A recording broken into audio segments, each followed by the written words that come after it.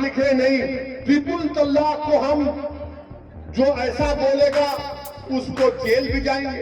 अगर कोई खड़ा बेवकूफ किस्म का 3 मरतबा कहता है तो शादी खत्म हो जाना चाहिए और बच्ची की शादी होनी चाहिए। पर मोदी जी बोले नहीं, ना ना नो, नहीं में तो हाँ हम जिंदा ही रहेंगे, गोलियां चलेंगे भी तो जिंदा रहेंगे। हम लंबी लंबी नहीं छोड़ते, लंबी लंबी छोड़ना बीजेपी की आदत है। गुनाह करे तो अखबार लिखते हैं ना, मगर मोदी जी का दिमाग देखो आप क्या ज्ञानी है। वो ये बोले कि ट्रिपल तलाक कोई बोलेगा शादी भी नहीं टूटेगी मगर जेल को भी जाएगा। उत्तर प्रदेश की कल हकीकत ये है कि जिस समाज के पास उसका नेता नहीं होगा उसकी आवाज को नहीं सुना जाता। पूछिए अखिलेश यादव से कि मसूद आलम को टिकट क्यों काटा, तो अखिलेश बोलेंगे कि तुम्हारे मसूद के वोट की जरूरत नहीं है, ये सब मेरे कैदी हैं। किसी मीडिया के चैनल ने जाकर पूछा, बताइए कर्नाटका में जो हिजाब और निकाब का मसला चल रहा है उस पर आप क्या बोलेंगे, टिप्पणी करेंगे? तो अखिलेश यादव ने कहा सुनाई नहीं दे रहा कि उत्तर प्रदेश में अगर 10 मुस्लिम बच्चे और बच्चियां हैं उसमें से 7 पढ़ना लिखना नहीं जानते, हिसाब किताब करना नहीं जानते, कि बहाओ फूल बरसाओ मेरा दीवाना 2 साल के बाद। अरे केनी के बेटे को बेल हो गई जो 4 किसानों को मार दिया। जेलों में 28% अंडर ट्रायल दलित अल्पसंख्यक समाज का मुसलमान, और फिर पूरा इल्जाम लगता है ओवैसी के ऊपर। जालिमों, तुम सत्ता की कुर्सियों पर बरसों बैठे हो, तुमने हमारा खून चूस लिया। कैसे हमारे साथ हमारे जज्बात का मजाक उड़ाया जाता है कि किसी का नाम का ऐलान और फिर नाम काट दिया जाता है। और आजकल देश के प्रधानमंत्री को मुस्लिम महिलाओं से बड़ी मोहब्बत हो गई कि यही माँ और बहनें हैं जो सर पर हिजाब और निकाब पहनकर जालिमों से कह रहे हैं कि नहीं छोड़ेंगे हिजाब और निकाब को। इस देश की प्रधानमंत्री एक ऐसी मुस्लिम महिला बनेगी जो हिजाब और निकाब पहनती थी पहले की, जो आज जमीन पर जुल्म कर रहे हैं ना। शायद ने सही कहा तामीर में कि जो जमीन पर जुल्म करेंगे आसमानों पर इनकलाब लिखा जाएगा। हम देश के प्रधानमंत्री से कहना चाह रहे हैं कि हम देश का नमक खाते हैं, किसी प्रधानमंत्री का नाम का नमक नहीं खाते हैं।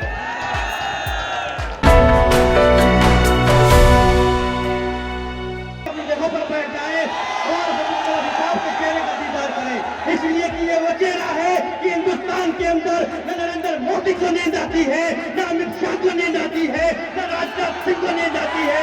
ये चेहरा है जिसने हिंदुस्तान के अंदर एक सियासत में हलचल मचा दी है। मैं स्वागत करूंगा असदुद्दीन ओवैसी साहब का। 27 तारीख को कैसरगंज की विधानसभा में आप तमाम लोग एक इनकलाब को बर्पा करेंगे। मेरे अजीज दोस्तों और बुजुर्गों, मैं आपको ये बताने आया हूँ कि मजलिस-ए-इत्तेहादुल मुस्लिमीन भागीदारी परिवर्तन मोर्चा का हिस्सा है, जिसमें जन अधिकार पार्टी बाबू सिंह कुशवाहा साहब की और भिंड और अति पिछड़ा समाज के और 4 पार्टियां हैं, जिसमें एक रिटायर्ड डीजीपी साहब की भी पार्टी है। हम सब ने मिलकर ये भागीदारी परिवर्तन मोर्चा बनाया है और हमने ये तय किया है कि अगर उत्तर प्रदेश की जनता हमको अपने वोट से और अपने आशीर्वाद से नवाजती है और हमको सत्ता मिलती है तो पहले 2.5 साल के लिए मुख्यमंत्री जनाब बाबू सिंह कुशवाहा को बनाया जाएगा और आइंदा 2.5 साल के लिए दलित समाज से किसी को मुख्यमंत्री बनाया जाएगा। वहीं पर हमने ये तय किया कि 3 डिप्टी चीफ मिनिस्टर होंगे, एक मुस्लिम अल्पसंख्यक समाज से, एक निषाद समाज से और एक अति पिछड़ा समाज से। तो ये सामाजिक लड़ाई जो कुशवाहा साहब और ओवैसी लड़ रहे हैं, मेरी आपसे गुजारिश है कि आप अपने ताईद से, अपने दुआओं से और अपने वोट से इसको कामयाब करें। मेरे अजीज दोस्तों और बुजुर्गों, मैं आपको ये भी बताने आया हूं कि हम हिस्सेदारी की लड़ाई लड़ रहे हैं और हिस्सेदारी की लड़ाई में आप तमाम का साथ बेहद जरूरी है। मेरी इस बात को जान लीजिए कि हमारे वतन अजीज भारत की और उत्तर प्रदेश की एक तल्ख हकीकत यह है कि जिस समाज के पास उसका नेता नहीं होगा उसकी आवाज को नहीं सुना जाता। जिसके पास उसका नेता नहीं होगा उससे इंसाफ नहीं किया जाएगा। जिसके पास नेता नहीं होगा उसको उसका हक नहीं मिलेगा। जिसके पास सियासी ताकत नहीं होगी वो हमेशा जुल्म का शिकार होगा। पूछिए अखिलेश यादव से कि मसूद आलम को टिकट क्यों काटा, तो अखिलेश बोलेंगे कि तुम्हारे मसूद के वोट की जरूरत नहीं है, ये सब मेरे कैदी हैं।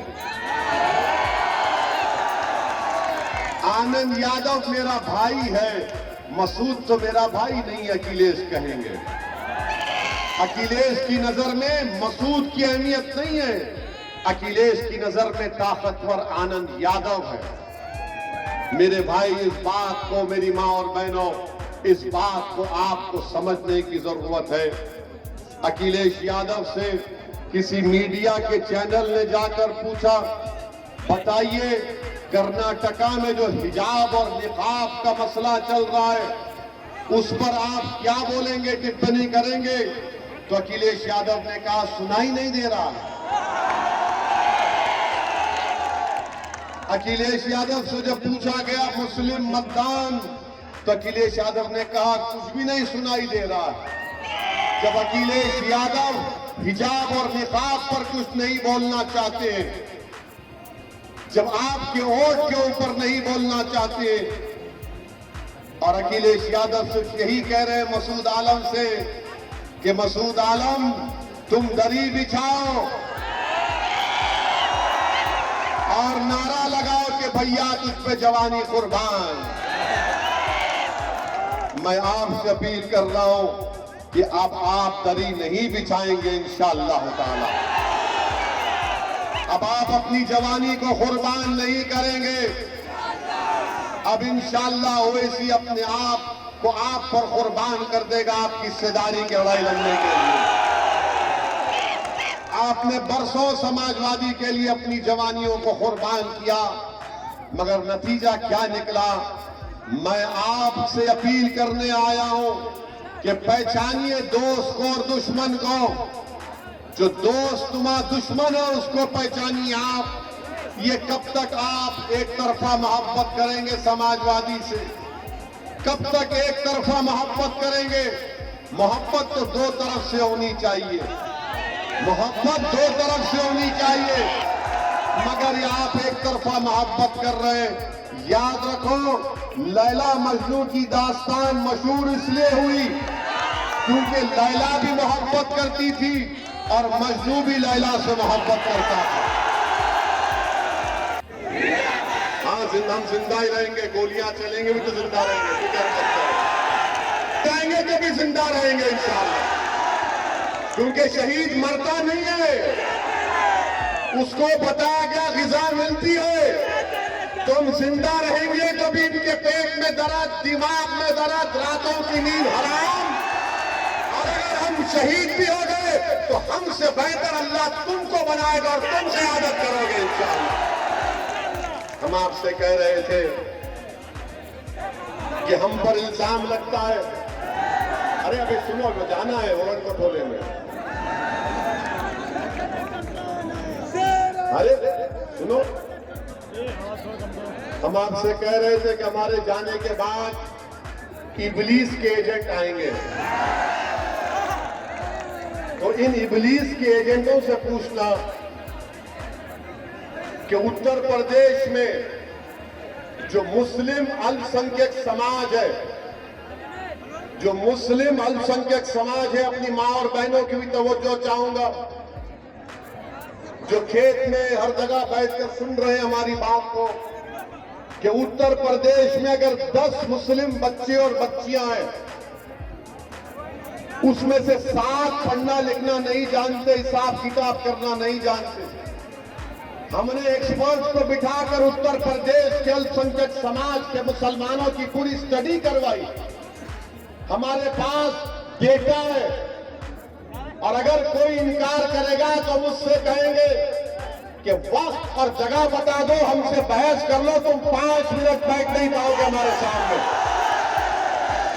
हम हवाई फायरिंग नहीं करते, हम लंबी लंबी नहीं छोड़ते, लंबी लंबी छोड़ना बीजेपी की आदत है।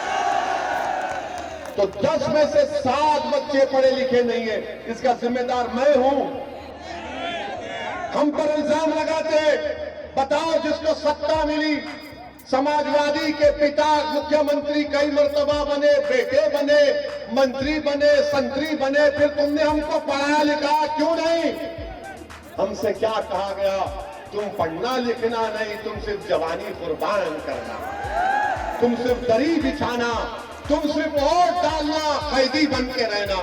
आपको मालूम मेरे भाई, उत्तर प्रदेश का अगर कोई मुस्लिम परिवार है, वो अपने घर में सिर्फ 7 रुपये अगर खर्चता है, तो महाराष्ट्र का मुस्लिम परिवार 10 रुपये खर्चता है। क्यों? क्योंकि आप गरीब हैं, और उसी गरीबी की वजह से हम पढ़ा नहीं सकते। जन्म जन्म का साथ नहीं है, ओनली वन जन्म, we are together, only one life, we are together. अब आप लिखे नहीं, ट्रिपल तलाक को हम, जो ऐसा बोलेगा उसको जेल भी जाएंगे। अच्छा, कोई जेल जाता है, पुलिस वाले हैं यहाँ पर, बड़ी तफसील से हमारी गुफ्तगू सुन रहे हैं, हमारे जाने के बाद पूछ लेना इनसे। गुनाह करे तो एफआईआर होता है ना, गुनाह करे तो एफआईआर लिखते हैं ना। मगर मोदी जी का दिमाग देखो, आप क्या ज्ञानी है। वो ये बोले कि ट्रिपल तलाक कोई बोलेगा, शादी भी नहीं टूटेगी मगर जेल को भी जाएगा। अरे भाई, तो फिर शादी नहीं टूटी तो फिर गुनाह कौन सा हुआ? तो मोदी जी बोले नहीं। फिर उन्होंने कह दिया जेल में रहेगा तो पैसे भी जाएगा। अब जेल में बैठकर कौन भी जाता है पैसे, बताओ।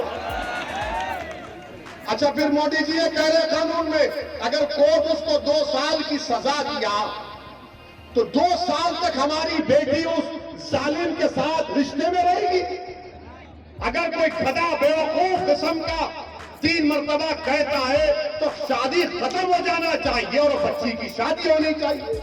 मगर मोदी जी बोले नहीं, ना ना, नो, नहीं में तो 2 साल के बाद जब वो जेल से निकलेगा तो मोदी जी उस महिला से कह रहे हैं कि तुम बैंड बाजा लेकर जाना जेल के सामने, फूल का माला लेके जाना, और बैंड बाजे से बोलना कि बहाओ फूल बरसाओ मेरा दीवाना 2 साल के बाद। आप बताइए कौन सा? अच्छा ये बताइए, कोर्ट में कौन खड़ा रहेगा उस बच्ची के साथ जो बोलेगा कि हाँ मेरे सामने इसने कहा था? कोई नहीं कहेगा। अरे केनी के बेटे को बेल हो गई जो 4 किसानों को मार दिया।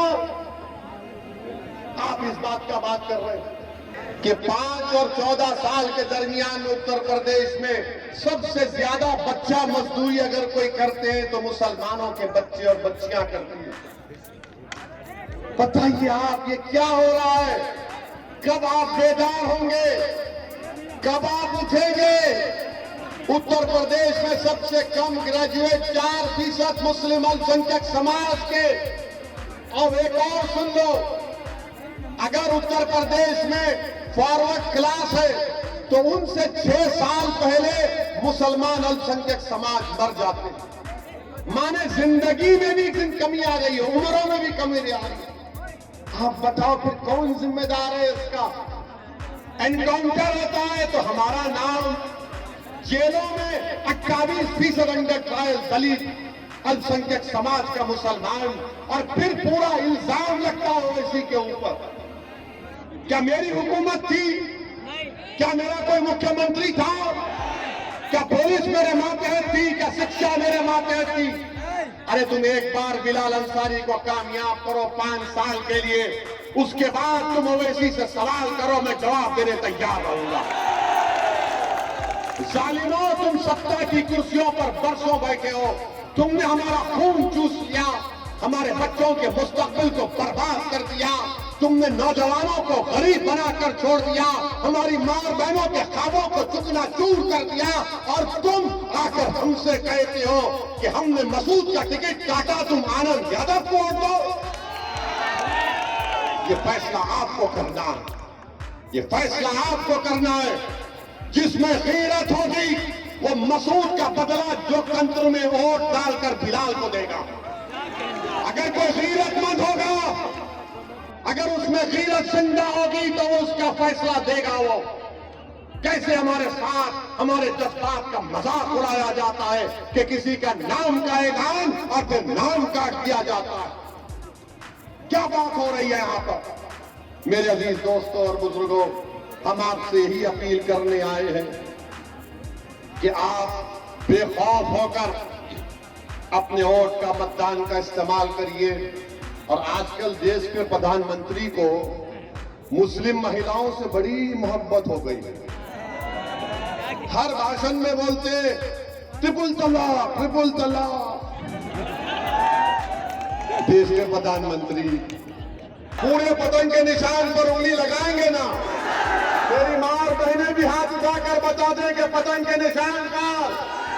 अब देखो हमारी गयूर मां और बहनों ने हाथ उठा दिया। अल्लाह इनको सलामत रखे कि यही मां और बहनें हैं जो सर पर हिजाब और निकाब पहनकर जालिमों से कह रहे हैं कि नहीं छोड़ेंगे हिजाब और निकाब को। अल्लाह इनको सलामत रखे, अल्लाह इनको और साबित कदम रखे। और हम भी कह रहे हैं कि हम भी जब तक जिंदा रहेंगे सर पे टोपी, चेहरे पे दाढ़ी रखेंगे इंशाअल्लाह।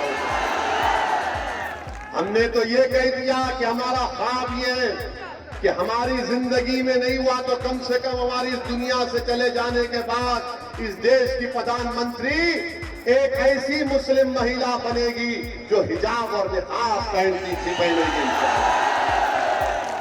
इस पर सबको पेट में दर्द शुरू हो गया। बीजेपी वाले बोलना शुरू कर दिए कि ये तालिबानी मानसिकता है। अबे कौन सी तालिबानी मानसिकता है ये? भारत के संविधान में ये लिखा गया क्या हिजाब दाढ़ी टोपी पहनने वाला नहीं बन सकता प्रधानमंत्री? अरे हम तो ख्वाब दिखा रहे हैं ना, क्या ख्वाब देखना भी जुर्म हो गया? हमारा ख्वाब है और आप पूरा करेंगे इंशाअल्लाह ताला। हमारी बच्ची बनेगी इस देश की प्रधानमंत्री एक दिन। हम नहीं रहेंगे जमीन में, हमारी हड्डियां गल जाएंगी, मगर दुनिया याद रखेगी कि इस विधानसभा में एक दीवाना आया था और आकर अपनी दीवानगी की एक बात कर गया। आज मेरी बात को लोग समझ रहे हैं, जज्बाती बात कर रहा है, मगर इंशाअल्लाह दुनिया देखेगी जो आज जमीन पर जुल्म कर रहे हैं ना। शायर ने सही कहा था आमिर ने कि जो जमीन पर जुल्म करेंगे आसमानों पर इनकलाब लिखा जाएगा। मेरे अजीज दोस्तों, और जिनको स्कूल और कॉलेज के सामने उनके कपड़े उतारे जा रहे हैं उसके बारे में देश के प्रधानमंत्री कुछ नहीं कहते हैं। देश के प्रधानमंत्री का ये बोलना कि उत्तर प्रदेश की जनता मुझे वोट इसलिए देगी क्योंकि वो मोदी का नमक खाए हैं। हम देश के प्रधानमंत्री से कहना चाह रहे हैं कि हम देश का नमक खाते हैं, किसी प्रधानमंत्री का नाम का नमक नहीं खाते हैं। और तीसरी बात की है अजीज दोस्तों, हम आपसे आखिर में यही कहना चाह रहे हैं कि 27 तारीख के दिन क्या आप तमाम लोग मजलिस के उम्मीदवार के हक में प्रत्याशी का वोट देंगे? इंशाअल्लाह। डरेंगे तो नहीं ना? डरेंगे तो नहीं ना आप लोग? और जब डरेंगे तो क्या करेंगे? वो कर्नाटका की बच्ची ने क्या कहा था जब उसको बलवाइयों ने घेर लिया? तो जब इंसान के दिलो दिमाग में कभी आता इब्लीस आके बोलता डर, तो आपका काम यह है, उस बच्ची ने सारी दुनिया को एक पैगाम दिया। क्या नारा लगाया था उसने? क्या कहा था उसने? नहीं, जोर से लगाओ ताकि तुम्हारी आवाज सारी दुनिया को। यही चीज को याद रखिए क्योंकि 27 तारीख को आपके जज्बे को बरकरार रखिए, डरने और घबराने की जरूरत नहीं है। इंशाअल्लाह ताला आप अपने नेता को बनाएंगे, आप अपनी क़यादत को बनाएंगे और ये जुल्म का खात्मा होगा, ये नाइंसाफी के दौर का खात्मा होगा। आप तमाम का बेहद शुक्रिया कि आप इस मीटिंग में शिरकत किए। 27 तारीख के दिन कैसरगंज की विधानसभा में आसमानों में क्या नजर आना चाहिए? सिर्फ पतंग और पतंग नजर आना चाहिए। सबको जाकर हमारा पैगाम पहुंचाइए। जो यहाँ नहीं आ सके उनको भी हमारी बात बताइए।